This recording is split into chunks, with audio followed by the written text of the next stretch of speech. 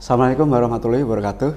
Waalaikumsalam warahmatullahi wabarakatuh. Sahabat pendidikan, salam sehat, salam bahagia.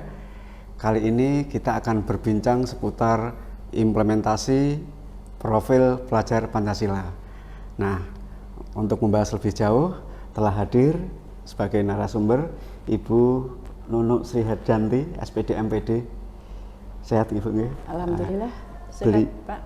Beliau adalah Kepala Sekolah SMP Negeri 2 Kaliwungu, Kabupaten Kendal. Perlu kami sampaikan bahwa SMP Negeri 2 Kaliwungu ini merupakan sekolah penggerak. Ibu, tema kita tentang implementasi penerapan profil pelajar Pancasila. Penerapan yang seperti apa itu Bu yang diterapkan di SMP Negeri 2 Kaliwungu? Terima kasih Pak Saryono. Ini pertanyaan yang bagus sekali ya. Bahwa benar sekali bahwa SMP 2 Kaliwungu sebagai kepala sekolah penggerak pertama di Kabupaten Kendal itu sudah menerapkan implementasi profil pelajar Pancasila. Namun sebelum penerapan implementasi profil pelajar Pancasila, ini kan ada induknya sebelumnya itu kurikulum merdeka namanya. Nah, di kurikulum merdeka itu kan ada intrakurikuler, ada kokurikuler dan ekstrakurikulernya. Lah pada penerapan implementasi profil pelajar Pancasila ini di bagian kokurikulernya, yang kita dalam 1 tahun diberi 25% waktu dari pembelajaran secara keseluruhan untuk implementasi profil pelajar Pancasila. Kita ketahui bahwa profil pelajar Pancasila itu ada 6 dimensi ya. Dimensi yang pertama itu beriman dan bertakwa kepada Tuhan Yang Maha Esa serta berakhlak mulia. Kemudian dimensi yang kedua itu berkebinekaan global. Yang ketiga gotong royong, kemudian 4 mandiri, yang 5 berakal kritis, dan yang ke-6 kreatif. Untuk penerapannya di sekolahan atas implementasi profil pelajar Pancasila, sesungguhnya lengkapnya itu ya implementasi proyek penguatan profil pelajar Pancasila, karena itu wujudnya proyek gitu ya, wujudnya proyek. Jadi seperti apa sih profil pelajar Pancasila yang diharapkan pemerintah ya, bahwa pemerintah kan punya visi bahwa pelajar Indonesia itu harus maju, harus berdaulat, kemudian mandiri, berkepribadian dan berkarakter yang kuat. Nah, karakter-karakter kuat ini yang diberikan pada profil pelajar Pancasila itu. Untuk yang sudah kita lakukan di SMP 2 Kaliwungu, proyek yang kita berikan itu kita mengambil dimensi seperti gotong royong dan mandiri serta kreatif. Itu diwujudkan dalam elemen yang kita kan kalau fase D itu di kelas 7 itu fase D ada 7 elemen. Nah, 7 elemen itu kita bisa pilih untuk proyek ya. Nah, kita ambil elemen yang waktu pertama itu entrepreneurship gitu ya. Jadi kewirausahaan anak-anak.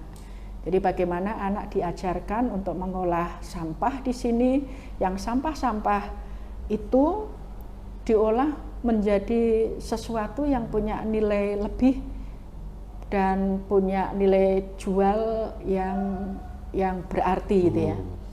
Nah, ini penerapan dari proyek penguatan profil pelajar Pancasila yang seperti itu, itu diantaranya seperti itu. Kemudian setelah berjalan kurang lebih 3 tahun tadi ya. Ini tahun kedua, tahun kedua ya. Kemudian setelah semacam itu tentu tidak lepas dari tantangan-tantangan. Ya, tentu menemukan ya Bu ya, tantangan seperti apa. Itu seperti apa Bu tantangannya, berikut solusinya? Bagus. Jadi yang pertama memang kita namanya pertama itu selalu sulit ya. Jadi saya ingat every beginning is always difficult gitu ya. Yang pertama kita punya tantangannya itu gambaran seperti apa sih kurikulum merdeka, kemudian profil pelajar Pancasila itu seperti apa. Kita tuh belum memahami garis besar kurikulum merdeka, belum memahami tentang pembelajaran dan asesmen, belum bisa bagaimana kita mengembangkan kurikulum operasional satuan pendidikan, juga belum tahu pengembangan untuk ke depan proyek penguatan Pancasila itu seperti apa. Ini kita belum tahu semua. Nah, untungnya kita diberi pendampingan, ya. Jadi kita tidak sendirian, tidak tahu terus dibiarkan, tidak. Dari kementerian memberi pendampingan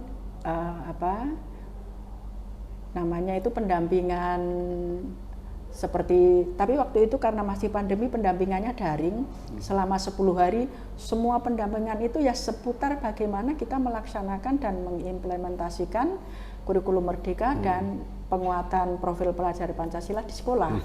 Itu untuk kepala sekolah 10 hari, untuk guru-guru yang waktu itu berarti semuanya guru-guru kelas 7.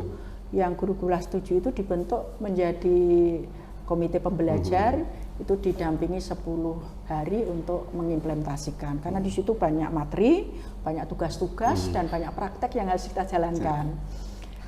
Setelah itu juga ada pendampingan dari pengawas sekolah yang waktu itu sebagai pelatih ahli, ya, yang sekarang disebut fasilitator, yang setiap bulan sekali memberi coaching ke kita, sampai di mana pelaksanaannya kita dikawal terus. Seperti apa modul ajar yang sudah dibuat, seperti apa modul proyek yang sudah dibuat, kita dikawal, didampingi terus. Sehingga dari situ kita sudah bisa tahu, sudah bisa menyiapkan, kemudian mendesain, membuat, mengolah, dan melaporkan hasilnya, karena dimintai laporan hasilnya. Nah, di situ kita bisa, setelah laporan kan kita evaluasi, dan nanti ada tindak lanjutnya seperti apa. Ya, gitu. Kemudian yang terakhir Ibu, harapan Bu Nunu terkait hal ini apa kira-kira Bu? Harapannya tentu semua pemangku kepentingan di sini, mulai dari anak itu setelah diberi implementasi penguatan profil pelajar Pancasila itu, anak ini mampu gitu ya, mampu menerapkan. Jadi paling tidak berkembangnya itu seperti apa. Jadi sejauh apa anak-anak ini berkembang setelah diberi proyek penguatan profil pelajar Pancasila. Itu harapan ke anak. Kemudian untuk harapan ke guru-guru, guru-guru itu harus bisa mampu merancang pembelajaran, kemudian mampu berkreasi, mampu membuat modul ajar sendiri, mampu membuat modul proyek juga. Kemudian guru harus mengawal anak dengan catatan-catatan apakah anak ini sudah mulai berkembang, sangat berkembang. Ini harus ada pada catatan setiap individu guru. Kemudian harapan untuk kita sendiri di sini selaku satuan pendidikan, harapannya satuan pendidikan itu bisa memenuhi apa yang dibutuhkan oleh guru dan apa yang dibutuhkan oleh anak-anak, sehingga satuan pendidikan ini ada kemajuan dan peningkatan, terutama di bidang infrastruktur yang berhubungan dengan IT dan kebutuhan anak itu. Kemudian harapan untuk pemangku kepentingan yang lain seperti dinas, orang tua, ada dukungan. Paling tidak dukungan, selain dukungan motivasi, ada dukungan real pendanaan, karena untuk implementasi profil pelajar Pancasila pendanaannya memang lumayan bagus. Tapi kita bersyukur betul-betul dukungan itu ada. Terima kasih. Ya, terima kasih Ibu atas informasinya. Demikian tadi perbincangan kita seputar implementasi profil pelajar Pancasila. Sampai berjumpa di kesempatan yang lain. Terima kasih. Assalamualaikum warahmatullahi wabarakatuh. Waalaikumsalam warahmatullahi wabarakatuh. Terima kasih Pak.